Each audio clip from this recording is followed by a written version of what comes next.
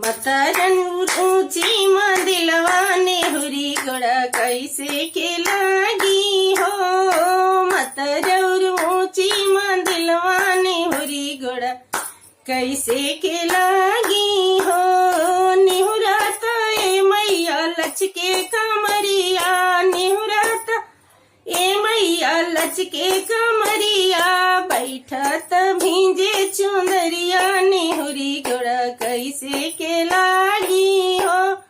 बैठी त भींजे चुंदरिया नेहुरी गोड़ा कैसे के लागी हो। माई रौर ऊंची मंदिरवा नेहुरी गोड़ा कैसे के लागी हो। कहवा लगैबो मैया दमना मड़ुआवा, कहवा लगैबो मैया दमना मड़ुआवा, कहवा लगैबो बढ़ाउलवा नेहुरी गोड़ा कैसे के लागी हो। कहवा लगैबो बढ़ाउलवा नेहुरी गोड़ा कैसे के लागी हो। दूरा लगैबो मैया दमना मड़ुआवा, दूरा लगैबो मैया दमना मड़ुआवा, अंगना लगैबो बढ़ाउलवा नेहुरी गोड़ा कैसे के लागी हो।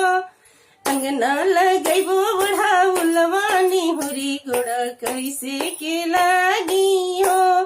मतरौर ऊंची मंदिरवा नेहुरी गोड़ा कैसे के लागी हो।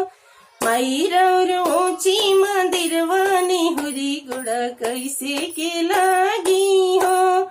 कथिए पटबो मैया दमना मड़ुआवा, कथिए पटबो मैया दमना मड़ुआवा, कथिए पटबो बढ़ाउलवा नेहुरी गोड़ा कैसे के लागी हो। कथिए पटबो बढ़ाउलवा नेहुरी गोड़ा कैसे के लागी हो। पनिए पटबो मैया दमना मड़ुआवा, पनिए पटबो मैया दमना मड़ुआवा, दूधवे पटबो बढ़ाउलवा नेहुरी गोड़ा कैसे के लागी हो। माई रौर ऊंची मंदिलवा नेहुरी गोड़ा कैसे के लागी हो। कथिए कटबो मैया दमना मड़ुआवा, कथिए कटबो मैया दमना मड़ुआवा, कथिए कटबो बढ़ाउलवा नेहुरी गोड़ा कैसे के लागी हो। कथिए कटबो बढ़ाउलवा नेहुरी गोड़ा कैसे के लागी हो। हसुए कटबो मैया दमना मड़ुआवा, हसुए कटबो मैया दमना मड़ुआवा, सोने चुरी तोड़ा बढ़ाउलवा नेहुरी गोड़ा कैसे के लागी हो।